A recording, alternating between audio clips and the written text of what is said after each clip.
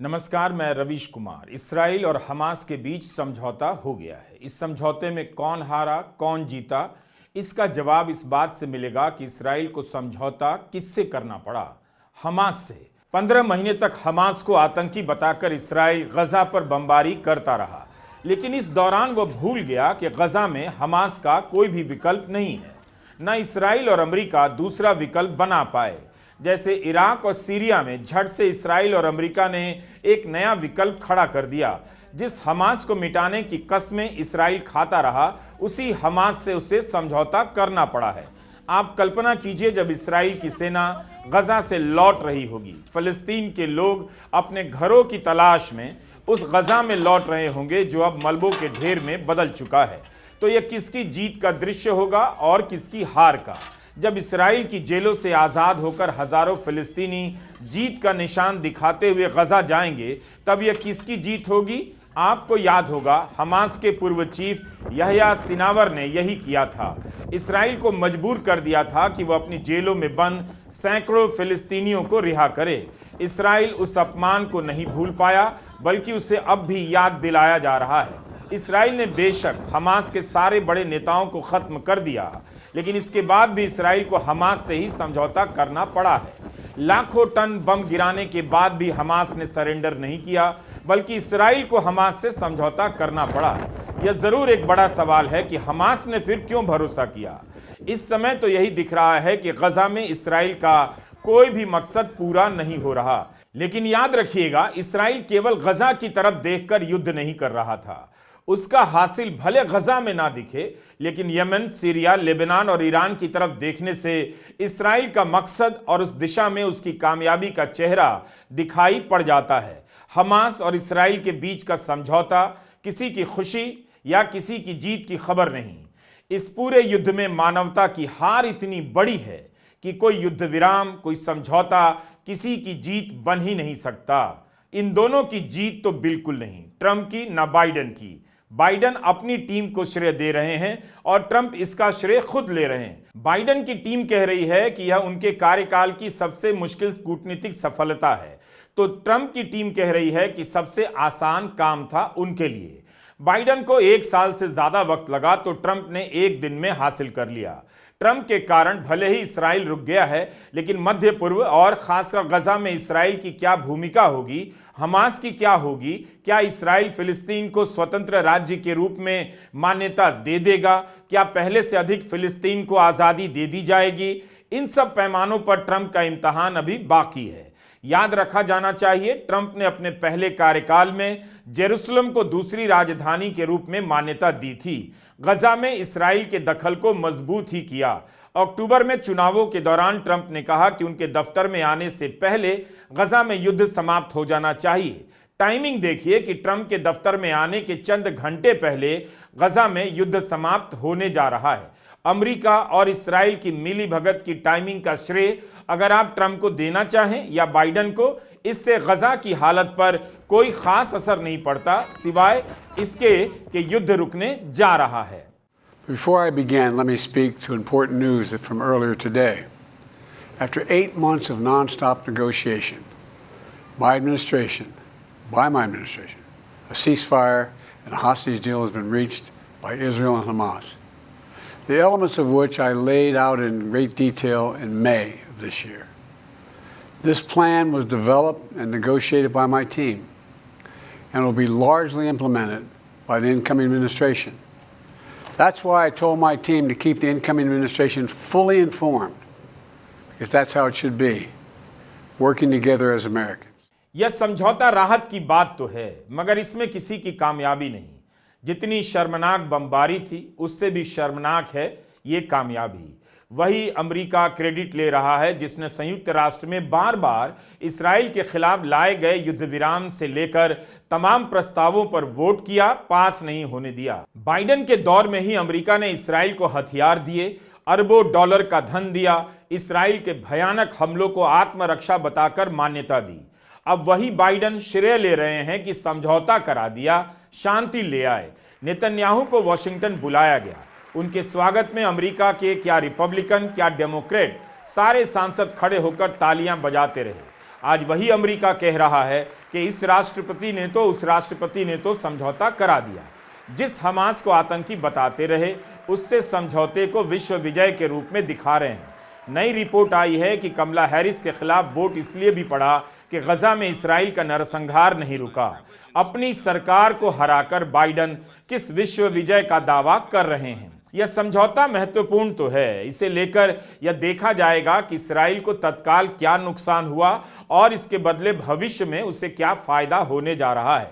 Israel का record भी देखना चाहिए।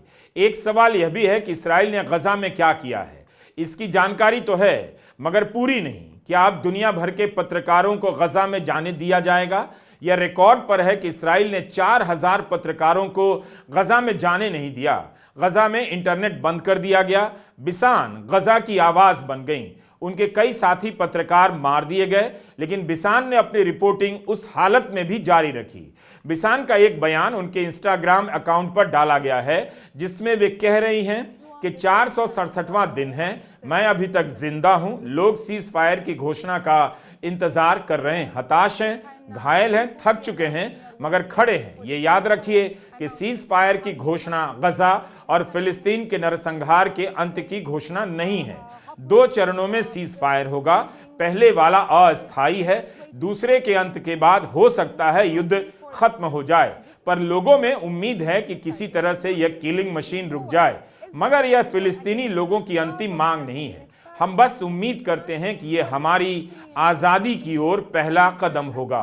गजा को केवल बमबारी रुकने का नहीं बल्कि फिलिस्तीन की आजादी का भी इंतजार है। बिसान बता रही हैं कि समझौते की खबर आने के बाद भी लोग मारे गए हैं।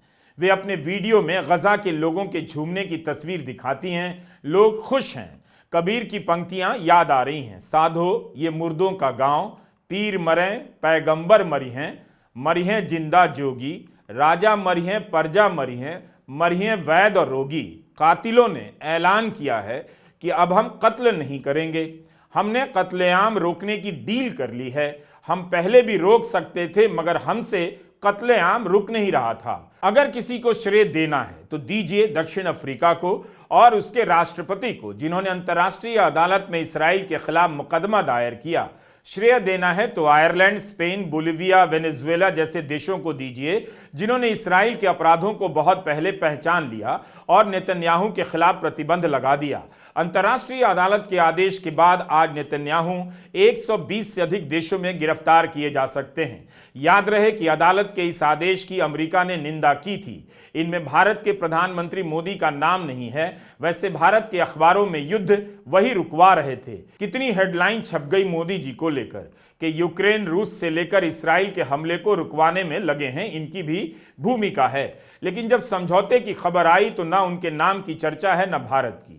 अमेरिका के बयान में तो है भी नहीं। संयुक्त राष्ट्र के महासचिव ने भी अपने बयान में भारत और प्रधानमंत्री मोदी का नाम नहीं लिया, जबकि यहां का गोदी मीडिया आपको टहला रहा था मोदी जी वॉर रुकवा रहे हैं। बाइडन कह रहे हैं उन्होंने 31 मई 2024 को ही प्लान तैयार कर लिया था, जिसे संयुक्त राष्ट्र की सुरक्षा परिषद ने भी मंजूरी दी थी। इस दौरान 10,000 से अधिक लोग मारे गए, यह भी याद रखिए। इन 7-8 महीनों में यह प्लान क्यों नहीं सफल हुआ, क्यों नहीं लागू किया गया? किसी के पास ठोस जवाब नहीं, सिवाय इसके कि अब बाइडन की विदाई हो रही है, ट्रंप का आगमन हो रहा है। ट्रंप ने चुनावों के दौरान ही कह दिया था आने के पहले युद्ध रुक जाना चाहिए।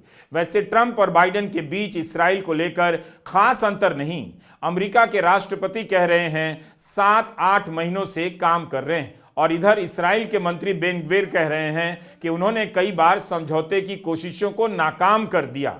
एक मंत्री खुलेआम कह रहा है उसने डील रोक दी। बाइडन कह रहे हैं वे डील को लागू करने के लिए काम कर रहे थे। क्या यह मंत्री बाइडन से भी ताकतवर हो गया था? गार्डियन की रिपोर्ट में लिखा है कि बेन ग्विर को भी युद्ध विराम स्वीकार करना पड़ गया है, लेकिन उन्होंने अपने चुनाव क्षेत्र के लोगों से ट्विटर पर कहा है कि उनकी पार्टी ने युद्ध विराम की एक डील को कई बार रोकने में कामयाबी पाई थी। इस बीच रॉयटर्स ने रिपोर्ट किया है कि नेतन्याहू के दफ्तर के अनुसार इस्राएली कैबिनेट तब तक युद्ध विराम पर राजी नहीं होगा जब तक हमास अपने लिए छूट पाने की कोशिशें बंद नहीं करता है। नेतन्याहू के दफ्तर का कहना है कि हमास कुछ शर्तों पर पीछे हट सकता है ताकि उसे समझौते में कुछ छूट मिल सके। इस्राएली कैबिनेट इस मुद्दे पर तब तक बैठक नहीं करेगी जब तक मध्यस्थता कराने वाले देश यह साफ नहीं करते कि हमास ने सभी शर्तें मान ली हैं। इन बातों से यही लगता है कि समझौते को लेकर अभी बहुत सारी अड़चनें हैं, लेकिन इसका क्या कीजिएगा कि बाइडेन और ट्रंप ने अभी से ही अपना क्रेडिट लेना शुरू कर दिया है। इस्राइल ने जब हमास के नाम पर गजा पर हमला किया तब भारत के दक्षिणपंथी भी उत्साहित हो गए। इस्राइल उनका आदर्श बन गया, लेकिन 15 महीने तक सघन बमबारी के बाद भी वह हमास से जीत नहीं सका। उसे उसी हमास से समझौता करना पड़ रहा है। भारत के दक्षिणपंथी फिर भी इस्राइल के साथ ही रहेंगे, लेकिन कभी खुद को नहीं समझा पाएंगे कि उनका आदर्श देश इस्राइल आतंकी संगठन से समझौता कैसे कर सकता है। लेकिन हमास और इस्राइल की नजर से देखिए, इस्राइल ने कई बार कहा है कि हमास आतंकी संगठन है, जड़ से मिटा देंगे। इस्राइल ने हमास के नेताओं को खत्म भी कर दिया, फिर भी वह हमास का विकल्प नहीं बना पाया। उसे हमास से ही समझौता करना पड़ा। आखिर इस्राइल ने हमास के नाम पर गजा को तबाह कर क्या हासिल किया, भविष्य का हम नहीं बता सकते, लेकिन फिलहाल तो यही दिख रहा है कि अभी तक समझौते के जितने भी प्रयास हो रहे थे उनमें जोर यही था कि हमास शर्तों को स्वीकार करे। एक तरफा इस्राइल भारी पड़ता दिख रहा था, लेकिन अब ऐसा क्या हो गया कि ट्रंप ने कार्यभार संभाला नहीं कि इस्राइल और हमास दोनों ने शर्तें मान ली। गार्डियन की यह खबर देखिए, इससे पता चलता है कि ट्रंप का दबाव इस्राइल पर बहुत ज्यादा पड़ा। खबर में छपा है कि इस्राइल में छुट्टी के दिन ट्रंप के मिडिल ईस्ट दूत स्टीव विटकॉफ ने नेतन्याहू के अधिकारियों को फोन किया और कहा कि मैं इस्राइल आकर नेतन्याहू से मिलना चाहता हूं। नेतन्याहू के दफ्तर ने जब कहा कि छुट्टी के बाद मिलते हैं तो विटकॉफ ने मना कर दिया, कहा कि आप कल सुबह ही मिलिए। रिपोर्ट में लिखा है यह मीटिंग तनावपूर्ण थी। विटकॉफ ने अपनी तरफ से साफ कर दिया कि ट्रंप इस बात को लेकर स्पष्ट हैं कि बंधकों की रिहाई के लिए युद्ध विराम होना चाहिए। इससे अंदाजा मिलता है कि इस बार दबाव हमास पर ही नहीं इस्राइल पर भी पड़ा। टाइम्स ऑफ इस्राइल अखबार में अरब अधिकारियों का बयान छपा है कि ट्रंप के दूत स्टीव विटकॉफ ने एक ही मीटिंग में नेतन्याहू के रुख को इतना बदल दिया जितना बाइडेन एक साल में भी नहीं कर सके। हारेत्स अखबार ने लिखा है कि ट्रंप के दूत ने नेतन्याहू को ऐसा प्लान स्वीकार करने के लिए मजबूर कर दिया जिसे उन्होंने बार बार नकारा है। अखबारों की हेडलाइन यही कह रही है कि ट्रंप के दूत ने नेतन्याहू को मजबूर कर दिया। जो नेतन्याहू बाइडेन के सामने नहीं झुके वो ट्रंप के सामने झुक गए। फिर भी एक सवाल तो है कि इतने महीनों तक बमबारी करने के बाद, अपनी सेना को गजा के भीतर भेज देने के बाद, चप्पे चप्पे पर कब्जा कर लेने के बाद भी इस्राइल बंधकों तक क्यों नहीं पहुंच सका? पेजर में धमाका करता रहा, Yahya Sinwar, Hassan Nasrallah, Ismail Haniyeh को मारकर अपना सीना फुलाता रहा, लेकिन बंधकों तक इस्राइल नहीं पहुंच सका, जबकि उसके खुफिया तंत्र का दुनिया लोहा मानती है। अब उसी हमास से समझौता करने के बाद इस्राइल की सेना गजा से लौटेगी। मीडिया में ही खबरें छपी हैं कि युद्ध पर इस्राइल के 60 अरब डॉलर खर्च हुए हैं। उसका पर्यटन उद्योग बर्बाद हो गया है। हजारों कंपनियां बंद हो गईं और बंदी के कगार पर पहुंच गई हैं। इतना सब करने के बाद इस्राइल वहीं पहुंचा कि बंधकों की रिहाई के लिए हमास से समझौता करना पड़ा। हमास ने कहा है कि कतर की राजधानी दोहा में जो डील हुई है उसमें फिलिस्तीनी गुटों की सभी शर्तों को मान लिया गया है। इस्राइल की सेना पूरी तरह से हटाई जाएगी, विस्थापित लोग अपने घरों को लौटेंगे और युद्ध को स्थायी रूप से खत्म किया जाएगा। संयुक्त राष्ट्र के महासचिव अंतोनियो गुतेरेज ने इस समझौते के लिए अमेरिका, कतर और इजिप्ट की तारीफ की है। कहा है कि एक कूटनीतिक समाधान तलाश करने के लिए उनकी अथक प्रतिबद्धता इस समझौते को संभव बनाने में महत्वपूर्ण रही है। उन्होंने आह्वान किया है कि सभी संबद्ध पक्ष इस समझौते को पूरी तरह से लागू करने के लिए अपनी प्रतिबद्धताओं को निभाने का काम करेंगे। गुतेरेज ने कहा है कि उन्होंने हिंसा की शुरुआत से ही तत्काल युद्ध विराम और सभी बंधकों की तत्काल व बिना शर्त रिहाई का आह्वान किया है। इस्राइल ने संयुक्त राष्ट्र के महासचिव पर प्रतिबंध लगा दिया है। अभी साफ नहीं कि उन पर लगा प्रतिबंध कब हटेगा। इस डील को लेकर कहा जा रहा है कि अगले 42 दिनों में पहला चरण लागू किया जाएगा। इस चरण में हमास 33 बंधकों को रिहा करेगा और उसके बाद आने वाले 2 चरणों में 98 बंधक रिहा किए जाएंगे। इस्राइल की सेना गजा पट्टी से वापस चली आएगी, तब जाकर युद्ध का अंत होगा। युद्ध का अंत अभी नहीं हुआ है। देखना होगा कि पहले चरण में बंधकों की रिहाई किस तरह से होती है। इस्राइल ने अभी तक कोई आश्वासन नहीं दिया है। सारे बयान अमेरिका, मिस्र और कतर से आए हैं। यह भी खबर है कि इस्राइल भी 1000 से ज्यादा फिलिस्तीनी बंधकों को रिहा करेगा। इस्राइल में ही इसे लेकर एक राय नहीं। दक्षिणपंथी समर्थकों का मानना है कि इस्राइल को बंधकों की रिहाई के बाद युद्ध जीतने पर जोर देना चाहिए, तो बहुत से लोग मानते हैं कि रिहाई के बाद युद्ध बंद कर देना चाहिए। इस्राइल 15 महीने से बमबारी कर रहा है, तब भी वह जीत का ऐलान नहीं कर पा रहा। उसे उसी हमास से समझौता करना पड़ा। तो अभी उछल कूद से बेहतर है आने वाले 42 दिनों को देखा जाए कि पूरा मामला किस तरह से दुनिया के सामने खुल रहा है। किस पर किस हद तक विश्वास किया जा सकता है, अभी देखना होगा। खुद नेतन्याहू और इस्राइल के राष्ट्रपति आइजैक हर्जोग ने इस्राइली संसद में कहा है कि गजा में कोई भी निर्दोष नागरिक नहीं है। वे बार बार गजा के लोगों को हमास का आतंकी ही बताते रहे, बेकसूर नागरिक मानने से इनकार करते रहे। गजा के 20 लाख लोगों को 7 अक्टूबर की घटना के लिए जिम्मेदार बना दिया। इस्राइल के एक मंत्री ने कहा था, गजा पर परमाणु बम ही गिरा देना चाहिए। इस्राइल फिलिस्तीन के वजूद को कभी स्वीकार नहीं करता। इस बीच तेल अवीव में नेतन्याहू के खिलाफ ही प्रदर्शन होने लगे हैं। युद्ध को लेकर वहां की जनता का धीरज जवाब देने लगा है। हमास के मामले में इस्राइल को थोड़ी सफलता तो मिली है। नवंबर 2023 में हमास ने 105 बंधकों को रिहा किया था। उस समय 1 सप्ताह के लिए सीज फायर की घोषणा हुई थी। तब इस्राइल अपनी जेलों से 240 फिलिस्तीनी नागरिकों को छोड़ने के लिए मजबूर हुआ था। लेकिन अब उसे समझौता क्यों करना पड़ा? अच्छी बात है, बंधक रिहा हो रहे हैं, सुरक्षित घर लौट रहे हैं और अमेरिका ने उनकी रिहाई सुनिश्चित कर दी है। उनकी कहानी सामने आएगी तब और भी बहुत बातों का पता चलेगा। नेतन्याहू के सामने एक बड़ी चुनौती है ट्रंप के साथ उन्हें अगले 4 साल तक डील करना है। ट्रंप इस्राइल के हितों के एकदम खिलाफ जाएंगे और फिलिस्तीन के सपनों को पूरा करेंगे, इस भ्रम में किसी को भी नहीं रहना चाहिए।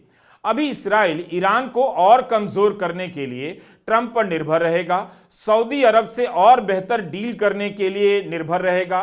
ट्रंप के पहले कार्यकाल में सऊदी अरब और इस्राइल के बीच कूटनीतिक संबंध कायम हुआ। यह सब इस्राइल के मंसूबे के हिसाब से ही है। तो ऐसा नहीं है कि ट्रंप ने इस्राइल को कुछ नहीं दिया, काफी कुछ दिया है। इस्राइल ने युद्ध जरूर किया, लेकिन अकेले अपने दम पर नहीं, अमेरिका के पैसे और सैनिक मदद के दम पर। इससे इस्राइल की कमजोरी भी दिखी कि वह अकेले नहीं लड़ सकता। इसलिए भी नेतन्याहू ट्रंप को नाराज नहीं कर सकते, जिनकी घोषित नीति है कि अमेरिका दूसरे की जमीन पर युद्ध नहीं करेगा। अरब देशों को इसमें कुछ नहीं मिलने वाला। पहले भी उनकी भूमिका नाम की थी, आगे भी रहेगी। अरब देशों के पास ना तो नैतिक शक्ति है, ना सैनिक शक्ति। संयुक्त राष्ट्र के महासचिव ने इस समझौते को पहला कदम बताया है। कहा है कि हमें बड़े लक्ष्य को हासिल करने के लिए सभी प्रयास करने होंगे। ये लक्ष्य क्या हैं? इस्राइल के कब्जे वाले फिलिस्तीनी क्षेत्र की एकता, उनकी एकजुटता और अखंडता की बहाली का। क्या इस्राइल इसके लिए तैयार होगा?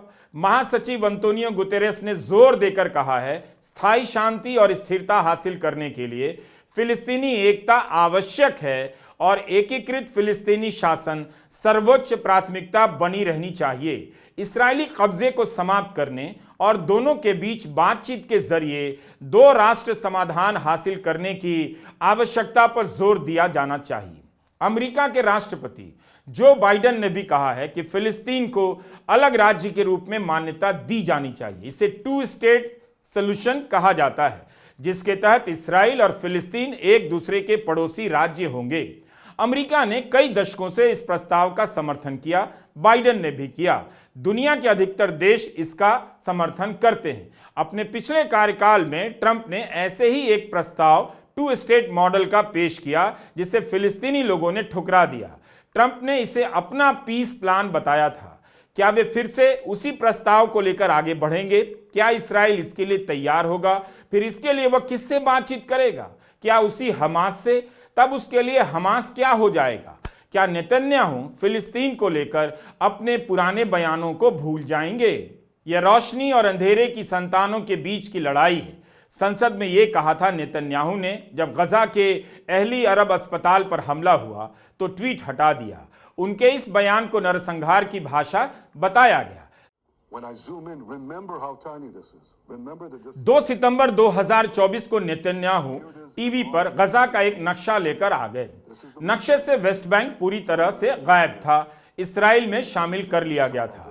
अपनी इस प्रस्तुति में नेतन्याहू ने बताया कि गजा के अधिकांश हिस्से पर इस्राएली सेना का नियंत्रण रहेगा और कुछ इलाकों में ध्वस्तीकरण करने के बाद फिलिस्तीनियों के वापस आने पर रोक लगा दी जाएगी।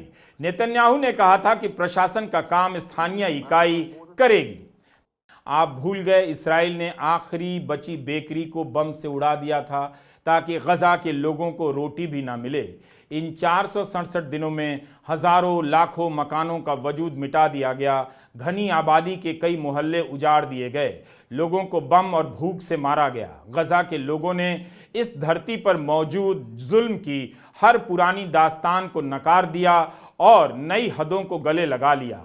वे चुपचाप मरते रहे, मारे जाते रहे। अपने आप को मौत के हवाले कर उन्होंने सभ्य दुनिया के ढोंगों को उजागर कर दिया। मरने वालों की गिनती कम पड़ गई, बच्चों पर बम गिराए गए, मारे जाने वाले बच्चों की गिनती कम पड़ गई। अस्पतालों को ध्वस्त कर दिया गया ताकि किसी को इलाज न मिले। डॉक्टरों को मार दिया गया ताकि किसी की जान न बच सके।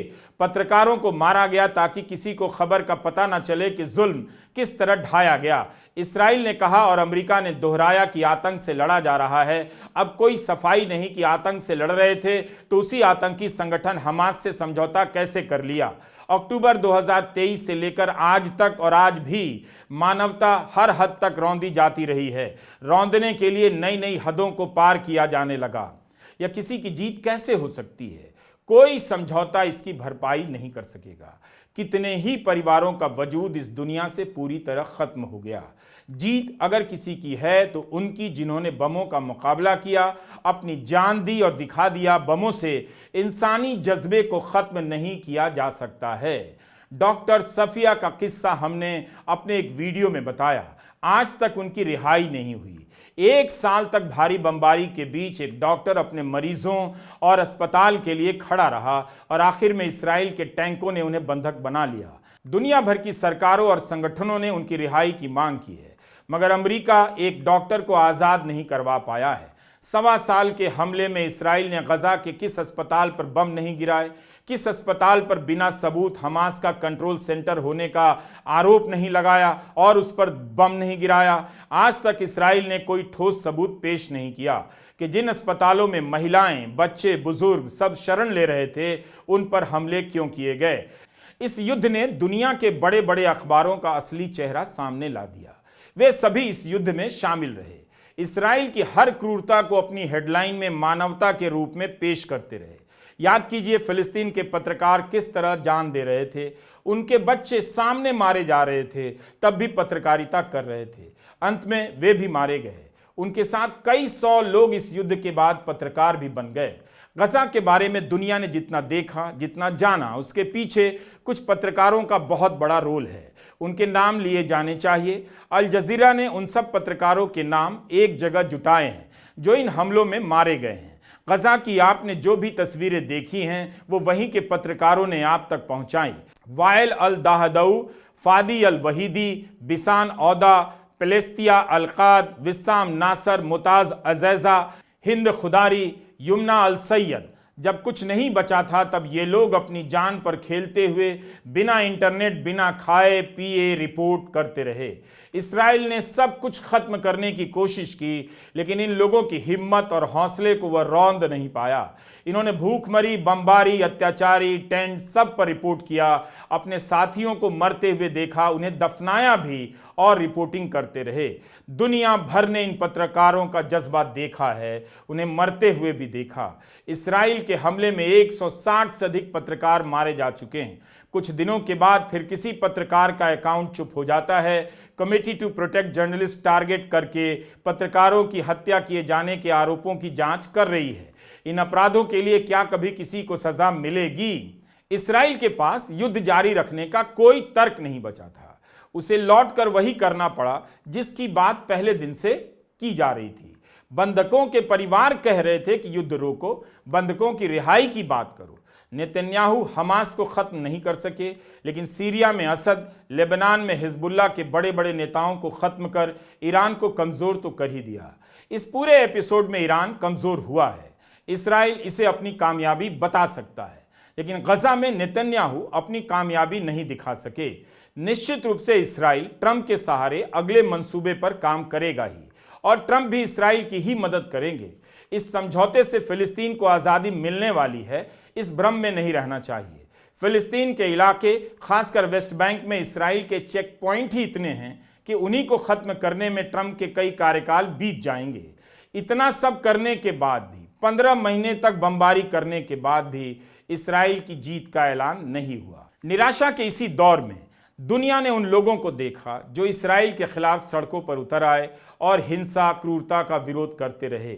लाखों की संख्या में लोग London, Paris, Belgium, Germany, Scotland की सड़कों पर विरोध करते रहे।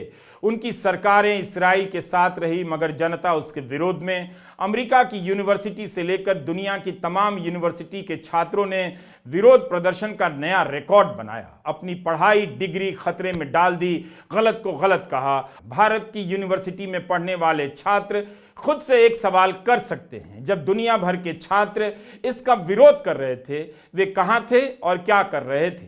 भारत की जवानी के पास अपनी कोई कहानी ही नहीं है। बाइडेन और हैरिस ने ऐतिहासिक मौका गंवा दिया। समझौते को लेकर उनके दावों पर विश्वास नहीं होता है। उनके समझौते और कमजोरी को ही दुनिया याद रखेगी।